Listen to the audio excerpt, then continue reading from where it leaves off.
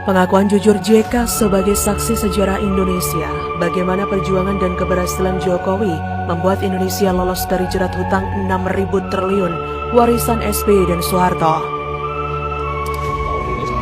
Memang sedikit baik setelah ada teks amnesti, ada tebusan 93 triliun. Tapi hutang ini kan akumulasi selama puluhan tahun. Kalau perlu kebijakan perpu, ya perpu saya keluarkan. Kalau perlu perpres saya keluarkan.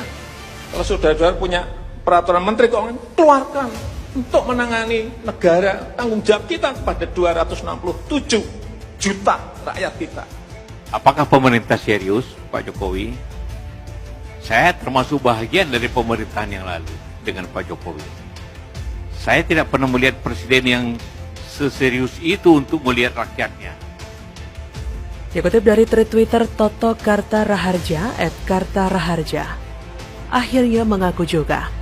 Teman-teman, bacalah pengakuan seorang JK berikut sebagai saksi sejarah Indonesia. Pengakuan jujur JK terhadap keberhasilan Jokowi dalam mengelola negara sehingga Indonesia perlahan lolos dari beban utang peninggalan era SBY dan Soeharto yang telah membuat Indonesia harus menanggung utang hingga 6.000 triliun dengan dalih subsidi yang hanya memperkaya dirinya sendiri dan konco-konconya. Silahkan Anda menyimak sampai selesai agar kita paham mengapa kini Indonesia perlahan menjadi negara hebat di Asia dalam kurun waktu yang tidak terlalu lama di era Joko Widodo. Perjuangan moral Jokowi bagi Indonesia. Kala itu, mantan Wakil Presiden Republik Indonesia, Yusuf Kala, dalam sambutannya di acara Simposium Ekonomi di MPR Senayan, mengatakan bahwa ada dua kebijakan keliru yang dilakukan pemerintah era Soeharto dan SBY sehingga menghabiskan anggaran 6.000 triliun rupiah. Kebijakan itu menjadi salah satu penyebab ketertinggalan Indonesia dari negara-negara tetangga. Satu kebijakan era Soeharto dan satu lagi era SBY. Selama 32 tahun Soeharto berkuasa, tidak ada riak yang berarti untuk menghentikannya. Saat Soeharto jatuh, tatkala fundamental ekonomi yang disimpan rapat bertahun-tahun terbuka lebar oleh aksi George Soros terkuak. Nyatanya 10 tahun kita menyimpan data busuk dan kebohongan. Tidak ada kekuatan ekonomi secara nyata, tidak ada. Soeharto tidak punya rencana hebat untuk membuat Indonesia hebat dalam sektor ekonomi, kecuali hanya menggali lubang sedalam-dalamnya melalui hutang tanpa rencana real untuk mengubah Indonesia menjadi lebih baik. Dari jumlah hutang yang digali Soeharto, hanya 30% yang digunakan untuk membangun Indonesia. Selebihnya habis dikorupsi oleh mereka yang menopangnya menjadi penguasa selama 32 tahun.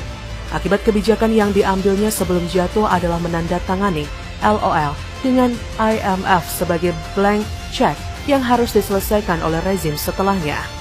Beban masalah yang ditinggalkan Soeharto kalau dikurskan sekarang dan ditambah dengan bunga obligasi rekap mencapai 3.000 triliun rupiah. Era Habibie, Gus Dur, dan Megawati merupakan era tersulit bagi kita untuk berdamai dengan kenyataan. Indonesia dinyatakan sebagai negara insolven. Semua financial resource tertutup, pemasukan lebih kecil daripada pengeluaran. Kehidupan politik tidak jelas. 6 tahun proses transisi dari legislasi era Soeharto kepada era reformasi seakan waktu terpanjang dalam sejarah. Selama itu tidak ada pembangunan real, negara stuck. Namun, akhirnya Indonesia bisa keluar dari proses transisi itu dengan terpilihnya SBY sebagai presiden secara demokrasi langsung. Harapan dipagut dan masa depan disongsong dengan ceria. Tapi apa yang terjadi? Selama 10 tahun SBY berkuasa untuk mempertahankan kekuasaannya, dia membakar uang sebesar 3.000 triliun untuk subsidi. Periode 2004 hingga 2014, subsidi energi rata-rata memiliki porsi sebesar 21% dari APBN, mengalami porsi terbesar pada tahun 2008 yang mencapai 28%. Di dalam subsidi energi, alokasi subsidi BBM adalah yang terbesar dengan mencaplok 80% dari seluruh subsidi energi dan menciptakan mega skandal dengan korupsi tak terbilang jumlahnya.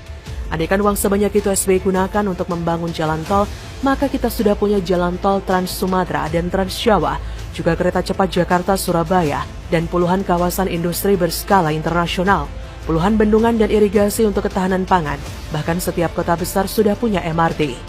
SBY hanya bekerja membuat rencana dan membuang uang untuk ongkos politik agar kekuasaannya stabil selama 2 periode.